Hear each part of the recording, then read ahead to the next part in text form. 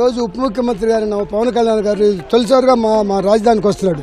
ఎందుకంటే ఆయన చాలా మేము రుణపడి ఉన్న అమరావతి రైతులు. అదిగాక మాకు ఆయన సానుభూతి చేయడానికి వస్తే ఎంగడపాలెం చెక్కపోస్టు కృష్ణాపాలెం కాడ ఇనుపతీగలేసి అప్పుడు ఆయన చాలా ఇబ్బంది పెట్టి ఆయన బట్టలు కూడా చినిగిపోయింది. నెత్తిరోడు గారి ఇనుపతీగలు దాటి దూక్కొని వచ్చి మా రైతులకు అండగాశాడు. ఆయన రాజధానులు అన్నాక మందడం గుళ్ళో కూడా బాగాలేని పరిస్థితి మాకు ఏర్పడింది.